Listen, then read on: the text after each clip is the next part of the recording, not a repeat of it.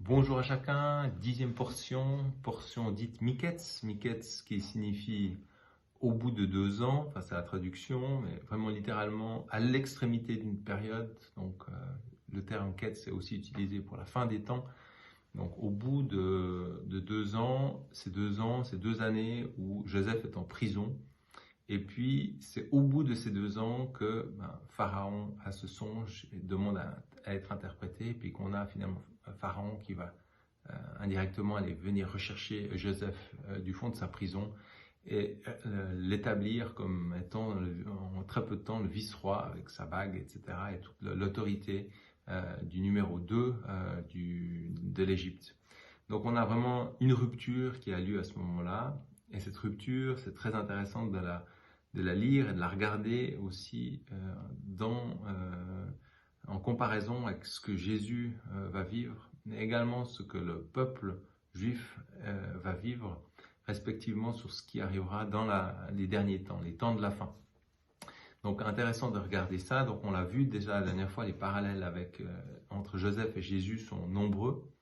On a notamment toute cette souffrance que Jésus va aussi endurer.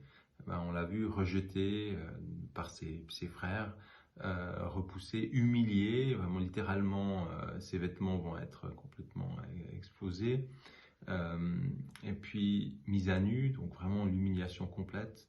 Il va souffrir aussi physiquement, psychologiquement, psychiquement, spirituellement aussi, puisqu'il va être complètement au point de désespoir, à demander à son père pourquoi tu m'as abandonné. Et puis de l'autre côté, on a aussi ce peuple juif qui va aussi être chassé de son propre pays, humilié aussi, dégradé, considéré comme des sous-races, chassé dans les 4 coins du monde, et puis finalement qui va souffrir aussi d'atroces souffrances, avec notamment la Shoah, qui sera vraiment le paroxysme même de cette souffrance. Et puis on a aussi cette restauration de Joseph, qui sera donc rétabli aussi en tant qu'homme, avec effectivement tous les attributs d'un roi. Et puis le parallèle aussi avec Jésus, qui va aussi être rétabli comme roi, qui est assis à la droite du Père, qui va revenir comme roi victorieux. Et on a aussi, si on prend le peuple d'Israël, on a aussi des éléments de promesse qui sont déjà sous nos yeux, puisque Israël est d'ores et déjà rétabli en tant que nation, donc 1948. On a aussi Israël qui est aussi dans un processus de restauration en tant que pays et aussi en tant que peuple. Donc je lirai ce passage de Romains 11 qui est, je pense, un bon rappel aussi pour nous. Car frères, je veux vous faire comprendre cette vérité que Dieu avait d'abord cachée, mais qu'il a maintenant révélée, afin que vous n'imaginiez pas connaître plus de choses que vous ne connaissiez en réalité. Dans une certaine mesure, cet endurcissement donc, du peuple de Dieu est tombé sur Israël jusqu'à ce que le monde païen entre dans sa plénitude. Et de cette manière, tout Israël sera sauvé. Comme le déclarent les Écritures, de Sion viendra le Rédempteur, il ôtera l'impiété de Jacob, et ce sera mon alliance avec eux lorsque j'enlèverai leurs péchés. Donc, lecture de texte d'Ésaïe. En ce qui concerne la bonne nouvelle, ils sont haïs pour votre bien.